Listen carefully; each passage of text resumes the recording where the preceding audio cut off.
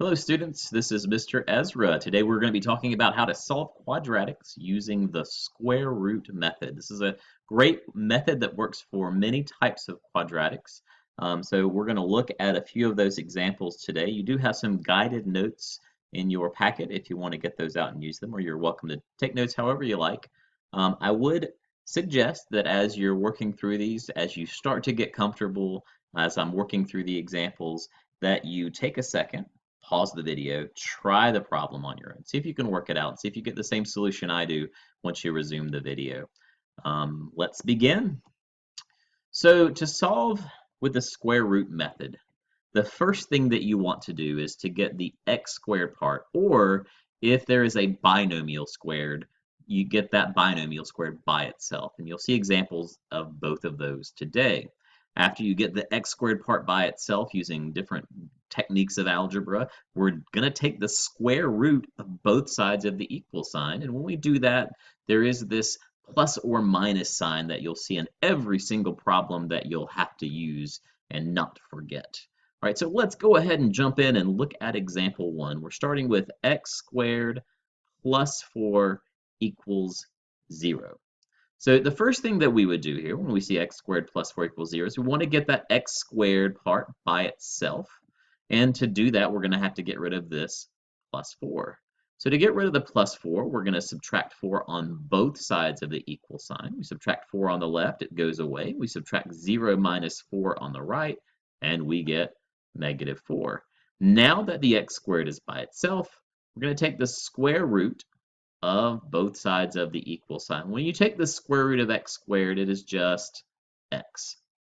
But the square root of negative 4, we're going to have to work on. Okay, now this is the part where square roots always have essentially two answers, right? Let's look at maybe in the corner up here a more simple problem. Let's say I had the square root of 25, right? Well, a lot of times when I ask students, what's the square root of 25? They immediately shout out 5. 5 is certainly a square root of 25, but there's another square root as well. So what is the square root of 25? Well, it's what times itself gives you 25. Well, 5 times 5 is 25, but also negative 5 times negative 5 is also 25. So sometimes we shorthand this by saying plus or minus 5, which is basically saying there's two solutions, a positive 5 and a negative 5. Well, in every single one of these problems, when we take the square root on both sides, we're going to need the positive and the negative square root answer. Now, we just talked about the square root of negative numbers and how to deal with those complex solutions. So we'll continue to deal with those complex solutions here to get 2i. Now, remember, a lot of you will come up and say, well, the negative is going to be an imaginary number, and the square root of 4 is 2, and I've got I times 2, which I write as 2i, positive or negative 2i. Now, what I'd like for you to do as you're listing out your solutions is list them both out. You can use the plus or minus, but at some point when you get to your final answer, I want you to write 2i and negative 2. And I want you to do this for a few reasons, but the main reason is you should know that a quadratic has two solutions. So by listing them out, you'll remember that, and it'll help you not to forget the plus or minus, because if you only get one solution, then there's got to be a reason for that. Okay? Well, that is example 1. Let's look at example 2. Now, we have 1/2 x squared plus 3. We can't really touch the 1/2 until we deal with the plus 3. We've got to get rid of that plus 3 first. So to get rid of the plus 3, we're going to subtract 3 on both sides. Subtract 3 on the left, it goes away. 12 minus 3 is 9. Then we have to get rid of the fraction 1/2. Well, you can't divide by 1/2. Your calculator will do it. You can do 9 divided by 1/2, but in algebra, a lot of times instead of dividing by a fraction, we multiply by the reciprocal. So dividing by 1/2 is the same thing as multiplying by 2. If you multiply by 2 on the left, you get 1 x squared. If you multiply 9 times 2, you get 18. You get the same thing if you divide it in your calculator, 9 divided by 1/2. Well, x squared equals 18. X squared is by itself. We take the square root of both sides. which just gives us the positive and negative square root of 18. Now, remember we said that, we want to get this as simple as we can. There's no negative, so we don't have to worry about an imaginary number. There's no negative under the root. But 18 can be expressed as the square root of 9 times the square root of 2. Right? So essentially that's the same thing. 9 times 2 is 18. So what is the square root of 9? The square root of 9 is 3, right? The square root of 2 I can't do. That's as simple as it's going to get. So we'd change this to positive or negative 3 square roots of 2 by expressing this as a perfect square times another number. This is a good point for me to point out that it's a good idea for you to know most of your perfect squares up through like 15 squared or 20 squared. And if you don't know them, it's going to make life a lot more difficult. And if you really don't know them, I recommend that you get a sheet of paper out. And off to the side on that sheet of paper, you start listing out your square roots. 4, 9, 16, 25, all the way up to like 20 square, which is 400. And by having all of those kind of listed out, you can refer back to them to see, well, do any of those perfect squares that I have listed out go into 18? I will be glad to show you in class another method for this that uses prime factorization. If you're curious about that, just ask me in class, and I'll be glad to share it with you. Now, remember we said this is the answer, kind of in a shorthand notation, but I want you to write out both solutions so you realize that there are two. 3 square root of 2 is a solution, and negative 3 square root of 2 is another solution. So listing them both out will help you to remember that. Question number 3. All right, on question 3, we have 2 times x squared minus 5 equals negative x squared minus 1. Now, our goal is to get the x squared by itself, right? Well, we've got x squareds on both sides, so at some point we're going to have to collect those together. The first thing that we might do is we might say, well, I see that this 2 times x squared minus 5, I could easily distribute the 2 because there's no exponent on the parentheses. If I can distribute into it, that would give me 2x squared minus 10 when I distribute the 2 in. And the right side is going to stay exactly the same. At this point, I need to collect variable terms. So I'm going to take this negative x squared. I'm going to get rid of it on the right side by adding x squared on both sides of the equal sign, right? I'm going to add x squared here, and poof, it's going to cancel out. I'm going to add x squared here, and 2x squared plus x squared is 3x squared. I then want to add 10 to start isolating that x squared by itself. Now that I've collected them together, I'll add 10 to get 9. Negative 1 plus 10 is 9. And then I'll divide both sides by 3 to get x squared equals 3. At this point, I have to take the square root of both sides. So square root of a squared number or squared thing is just that thing. So square root of x squared is x. Remember, I have to do positive or negative square root of 3. Now, in this case, I can't reduce this any further. It's as reduced as it's going to get. I just want to come off to the side and make sure that I represent both of those answers before I circle them. So you and I both know there are two solutions, a positive one and a negative one. Again, if you're starting to get comfortable with this and you're starting to see how this works, maybe try the next one by pausing the video and then starting it back up to see if you got the right answer. All right, well, look back at number 3 really quickly. Do you notice how I distributed the 2?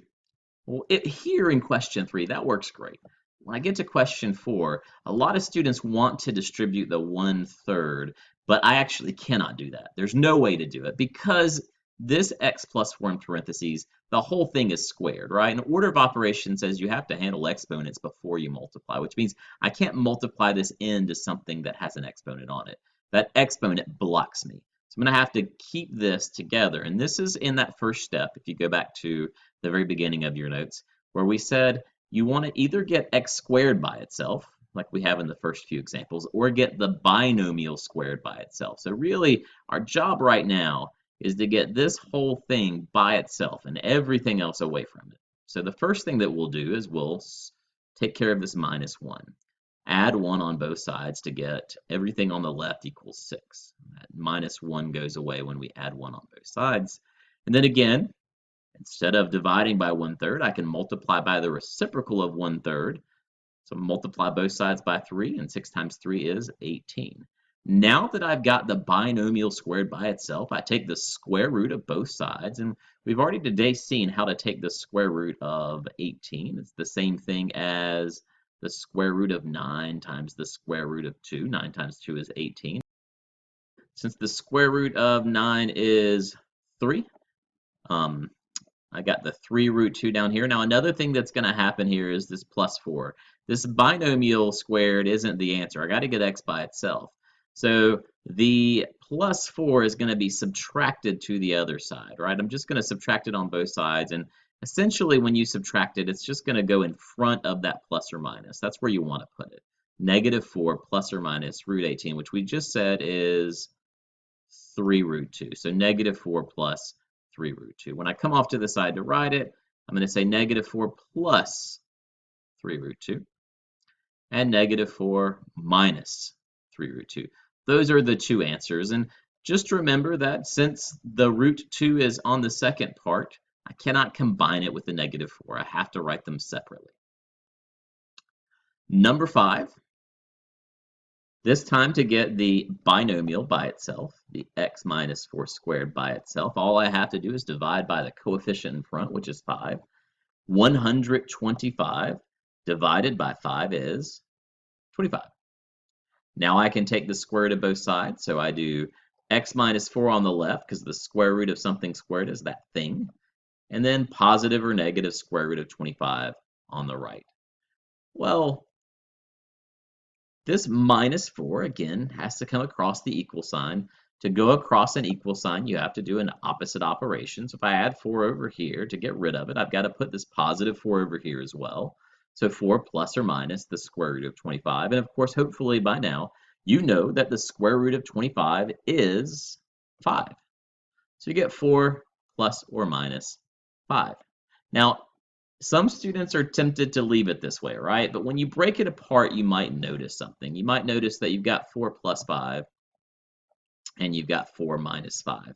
This is something that we can add and subtract. Unlike question 4, which had roots, which kind of kept us from adding things together, there are no roots here. They went away because the square root of 25 is a perfect square. So we're just going to add 4 plus 5 to get 9 and 4 minus 5 to get negative 1. And my answer is going to be those two integers, 9 and negative 1. For question number 6, the part that we want to get alone is just the x squared part. So we're going to take care of the minus 2 first. You always take care of the plus or minus first if you have that. So we'll add 2 to both sides. Negative 5 plus 2 is negative 3. And again, we're going to take care of this fraction. Again, your calculator, you can say negative 3 divided by negative 3/5, but sometimes easier to just multiply both sides by the reciprocal, which would be negative 5/3, right? So that it cancels out. And over here, negative 5/3. And this negatives cancel out, giving us a positive, and the 3's cancel out, giving us just 5 left over, right? So that's why we get quickly and easily x squared equals 5, because once I multiply both sides by the reciprocal, I end up with just 5 on the right and just x squared on the left. Take the square root of both sides, you get positive or negative square root of 5. There's no way to simplify that since 5 isn't big enough or doesn't have a perfect square that divides into it. So I'm going to write out my answers, two answers, positive root 5 and negative root 5. Circle it, and I'm good. Got one more example for you that may not be in your guided notes, but just thought I would add one more example in and just work it out really quickly. This one's not already worked out.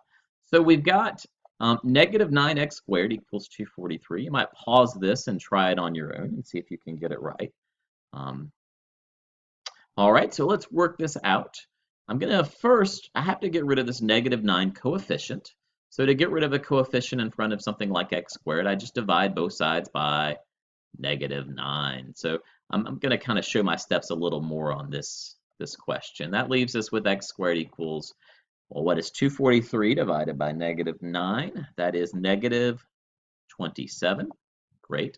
All right, now I take the square root of both sides, right? You guys remember this, but on the right side, it's always positive or negative. So that gives me x on the left, because the square root of something squared is that thing, and then positive or negative, the square root of negative 27 on the right. Now, this is one of those questions where we've got to re-express this thing.